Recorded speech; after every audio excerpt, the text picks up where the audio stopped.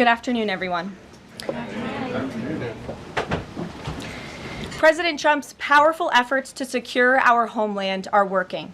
According to newly released numbers, last month, Border Patrol saw a 93% decrease of illegal aliens crossing the southwest border between ports of entry from May 2024 under Joe Biden, when they encountered more than 117,000 illegal aliens.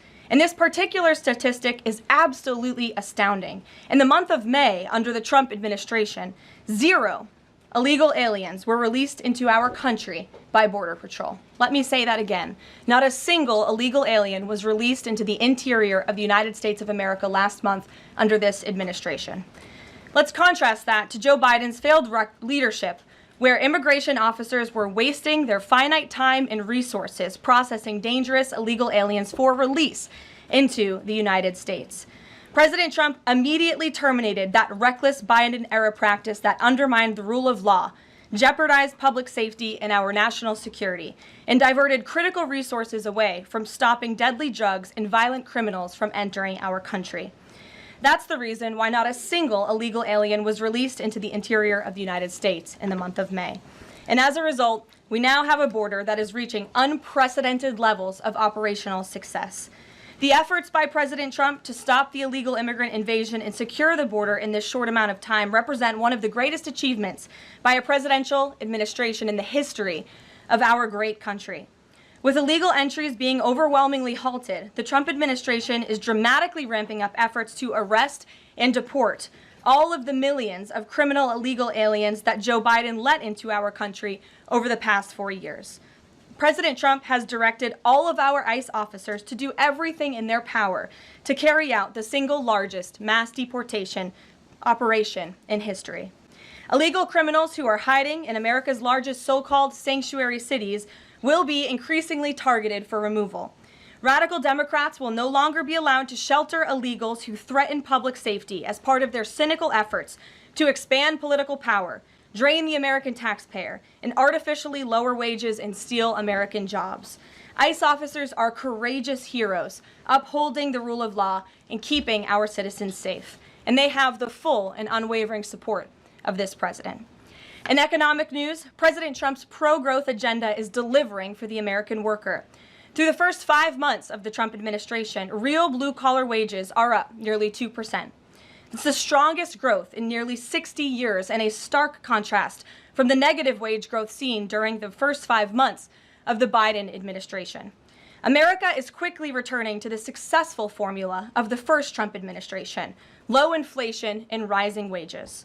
Once the big, beautiful bill is passed, this positive trend will only accelerate. Senate Republicans are continuing to push this critical legislation forward.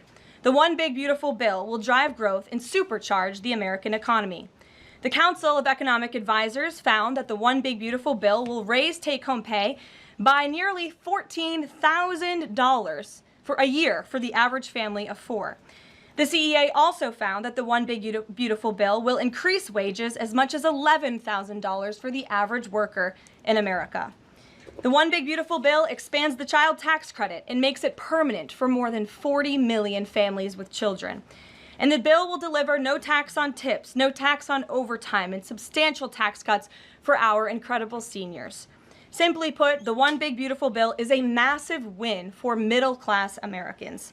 When nearly 80 million Americans sent President Trump back to this White House, they were doing so expecting these popular policies to be enacted.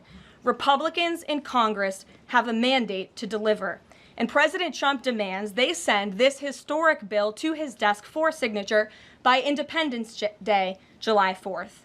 The American people are fully behind President Trump.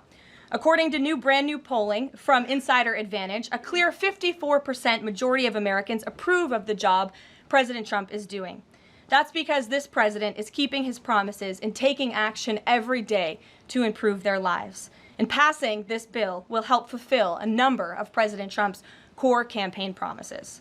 Now, regarding the ongoing situation in Iran, I know there has been a lot of speculation amongst all of you in the media regarding the president's decision-making and whether or not the United States will be directly involved.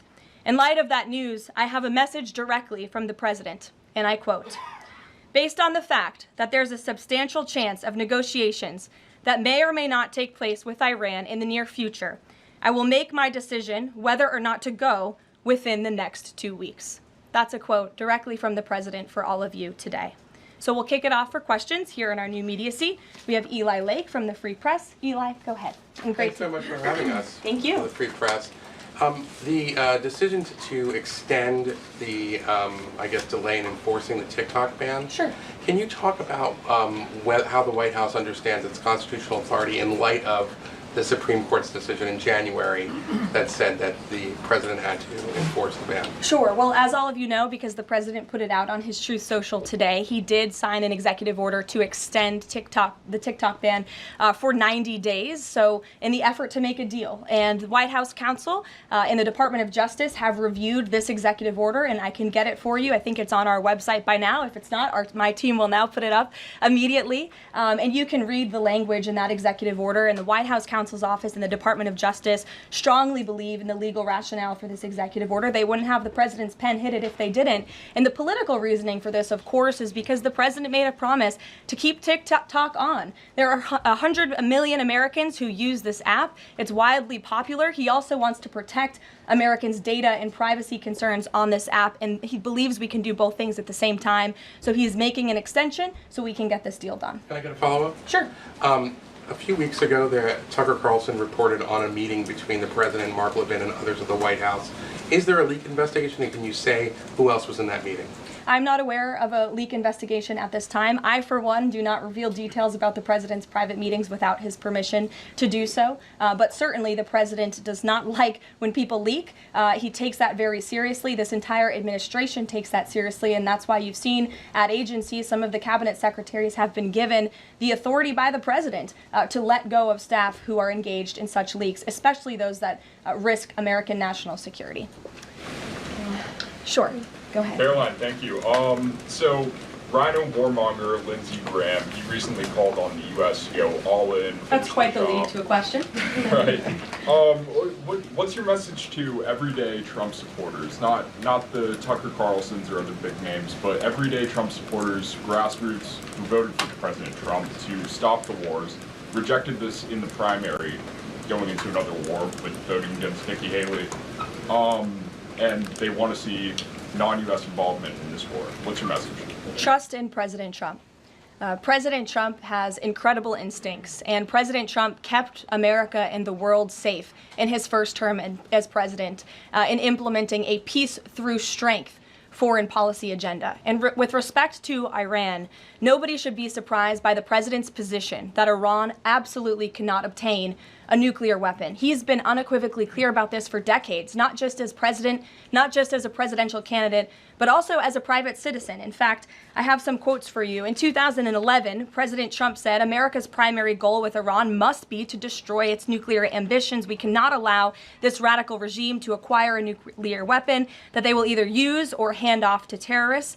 In 2015, the president said the problem is that Iran poses an existential threat to Israel, our Middle Eastern allies, and the United States. And of course, the president has repeated that in his first term as president and his second term as president as well. That's why he was adamantly opposed to the disastrous Iranian nuclear agreement that was implemented by President Obama. And it's why he has given great latitude and given a lot of effort to achieving a diplomatic solution. But he's been very clear. Iran went for 60 days when he gave them that 60-day warning without coming to the table. On day 61, Israel took action against Iran. And as I just told you from the president directly, he will make a decision within 2 weeks. A follow-up? Sure. Go ahead, Natalie. Thanks, Karoline. Can you confirm whether Steve Witkoff has been in touch with the Iranian foreign minister? And does Witkoff plan to go to Geneva tomorrow for talks? I am not tracking that on Mr. Witkoff's travel schedule, but I can certainly check in with him to be sure. As for correspondence between the United States and the Iranians, I can confirm that correspondence has continued. As you know, we were engaged with 6 rounds of negotiations with them in both indirect and direct ways. Thanks, Caroline. Just to clarify the president's statement just now, when he says that he'll make a decision in the next 2 weeks, is he saying that if Iran does not come back to the negotiating table within the next 2 weeks, that the president will strike? The president is saying that he will make a decision whether or not to go within the next 2 weeks. It's very clear and direct. And is he seeing any signs of progress? He obviously is holding out hope for negotiations, but is he seeing any inklings of progress that give him that hope that talks are still possible? Well, that's why he said in the statement that I just read for all of you, based on the fact that there's a substantial chance of negotiations that may or may not take place with Iran in the near future, he will make that decision within the next 2 weeks. What makes him think there's still a substantial chance, is my question. I'm not going to get into the reasoning and the rationale the president believes that, but that's his position, and he will make a decision within the next 2 weeks. Karoline. Sure. Thanks, Karoline. President Trump has said previously in regard to Russia, he's used this phrase about 2 weeks several times in terms of like, we expect like a 2-week deadline and then you give another 2-week deadline. How can we be sure that he's going to stick to this one on making a decision on Iran? Well, in those deadlines, as you've seen in respect to Russia-Ukraine, might I add, these are two very different, complicated global conflicts, as you know, that the president inherited from our previous incompetent president in the weakness of the previous administration. And the president has spent a tremendous amount of time and effort cleaning up these crises that were caused by the last administration's just complete dereliction of duty on the world stage and American weakness. Now we have American strength again. With respect to Russia and Ukraine, because of that American strength and the president's leadership, we have seen these two sides engage in direct negotiations. And the last time the president said 2 weeks, you saw Russia and Ukraine have direct negotiations for the first time in years. And so the president is always interested in a diplomatic solution to the problems and the global conflicts in this world. Again, he is a peacemaker in chief. He is the peace through strength president. And so if there's a chance for diplomacy, the president's always going to grab it. But he's not afraid to use strength as well, I will add. Francesca. Thanks, Caroline. What exactly would a deal with Iran need to entail?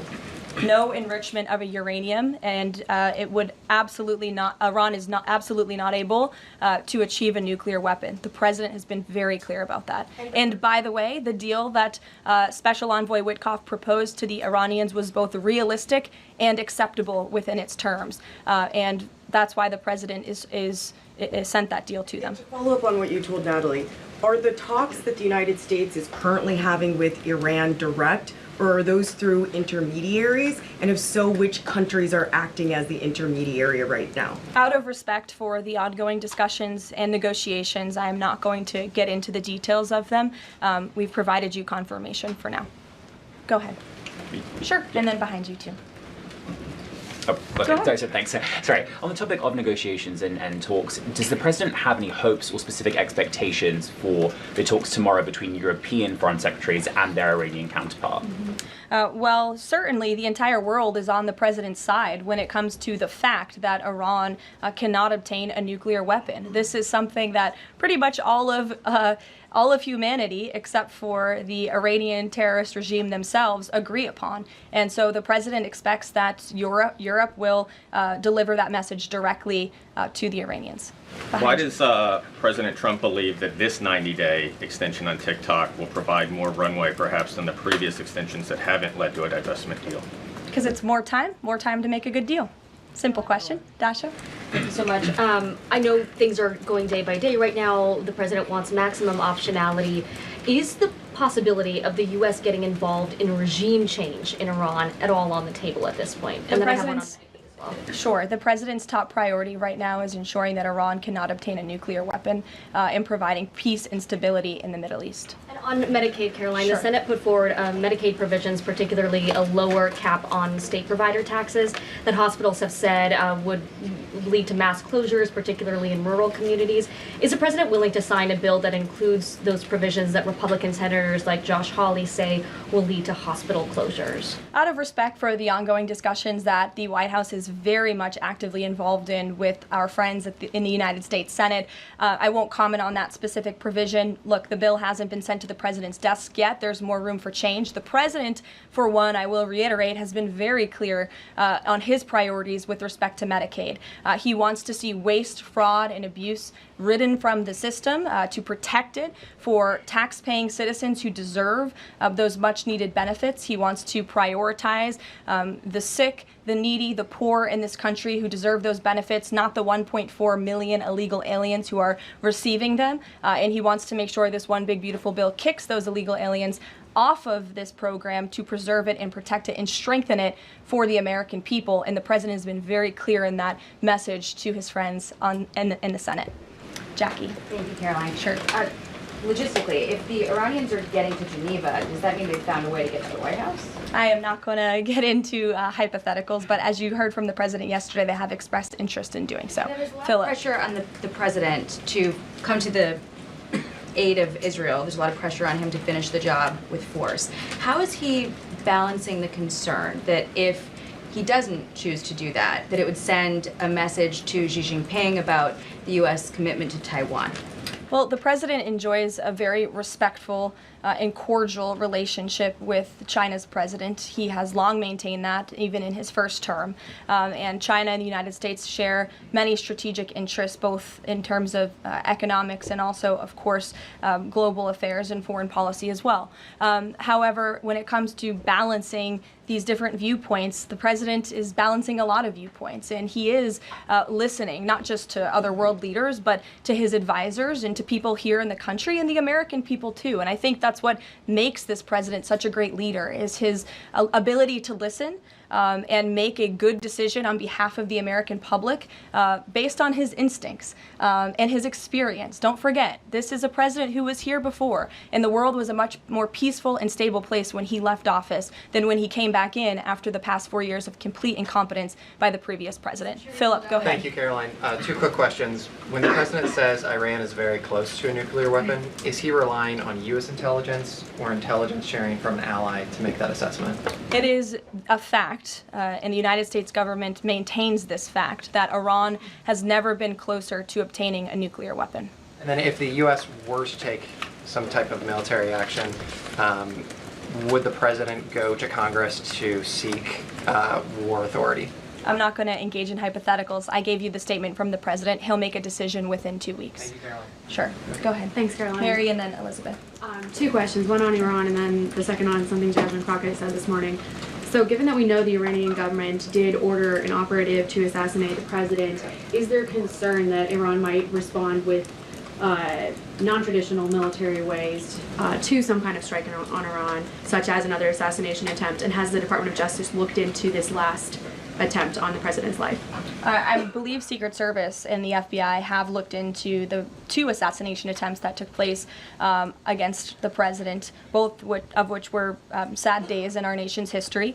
So I would defer you to the Department of Justice on where those investigations stand. But as for your question regarding Iranian retaliation, I'm not going to engage in hypotheticals again, but I can assure the American public and the world that this administration is prepared and ready to defend American interests and assets, not just in the region, but here on our homeland as well. Thank you. And then really quick on Jasmine Crockett, she said, I believe, that Trump supporters are mentally ill before calling for bipartisan support against the president. Can you respond to that, especially considering she's a rising star in the Democrat Party right now? She is a rising star. It's quite something to behold, actually. I hope that she continues to be a rising star for the Republican Party, at least. I think it's incredibly derogatory to accuse nearly 80 million Americans of mental illness. The last time I checked, Jasmine Crockett couldn't dream of winning such a majority of the public as President Trump did. And the America First movement, which President Trump has built, is filled of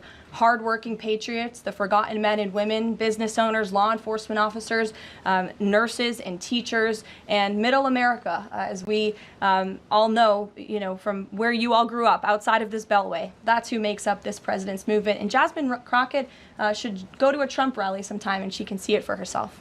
Jennifer. One on North Korea and one on China. Sure. On North Korea, they launched some rockets into the ocean today. What does the White House make of that? Do you read any meaning into that timing of that launch? And then on China, do you have any reaction to Xi Jinping's offer of intervening in Iran diplomatically? And are you seeing any signs that China would get involved militarily to support Iran? I don't believe we're seeing any signs of that at this moment in time. As for Xi Jinping's offer, I will leave it to the president to respond to that himself.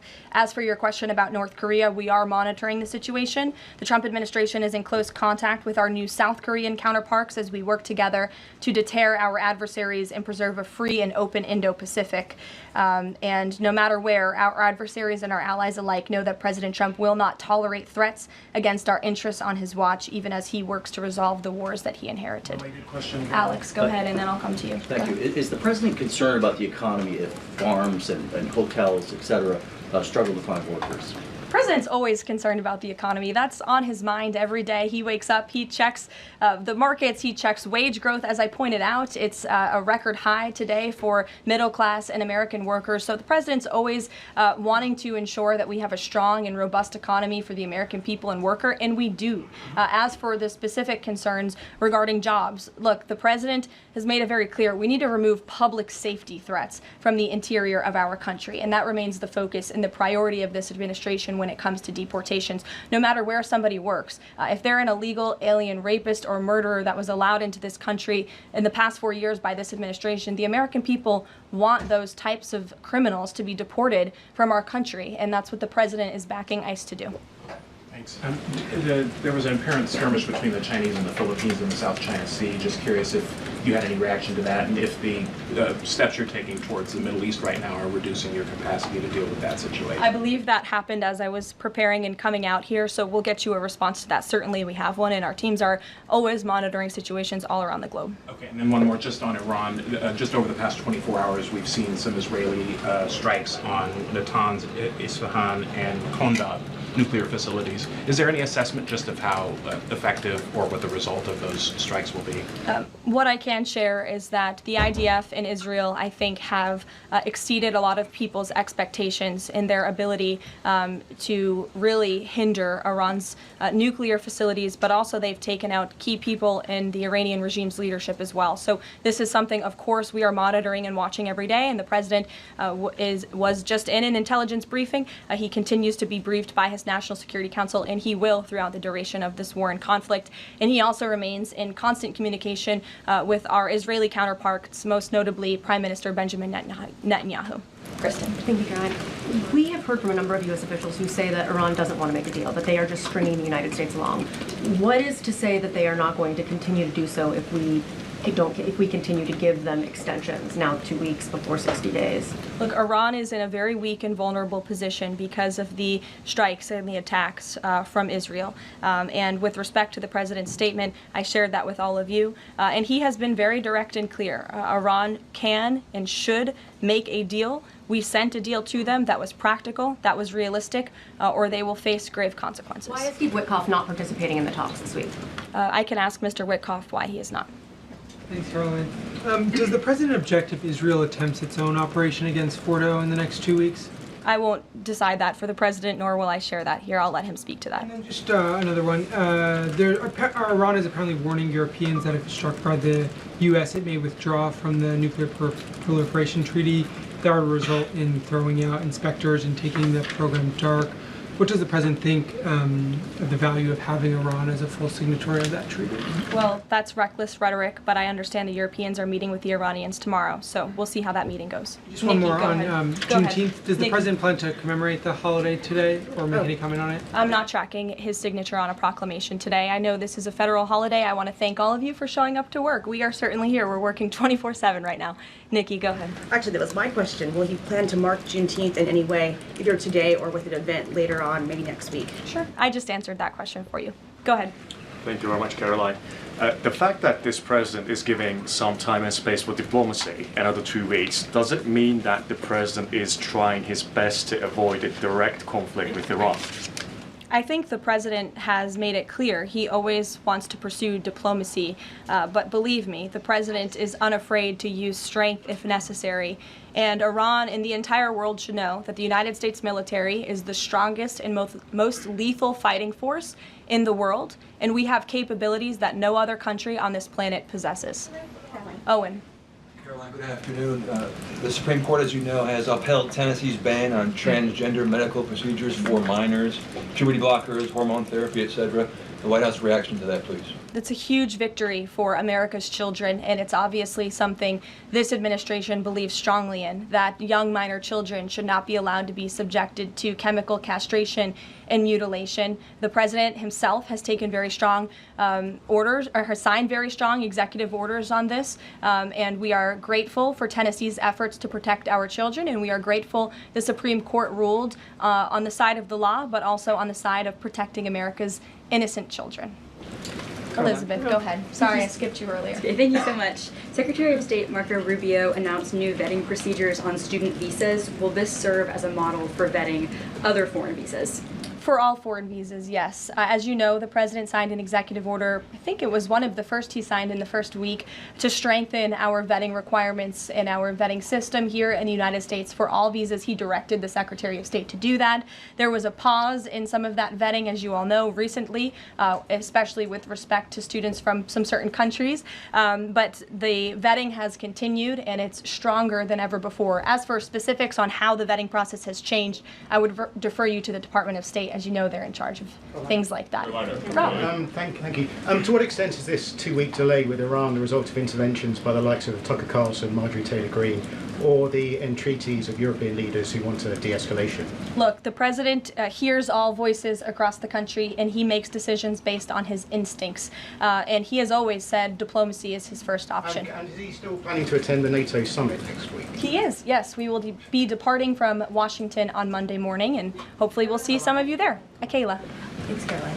Oil prices have been spiking over the last week. Is the president watching the oil market, and is that factoring into his decision-making in the Middle East? Again, as I said to, I think, Alex's question previously, the president is always watching, and this administration is doing more than any in history to bring oil prices and gas prices here at home down for the American public. They have been plummeting since President Trump's inauguration because of the executive action and the federal action this administration has taken on the home front. But yes, of course, he's paying attention and monitoring that. But as for whether it's weighing into his decision, there's a number of factors that, of course, are, and as I said, he will make that decision in the next 2 weeks. Can't reiterate that enough. Ouija. Caroline, thank you.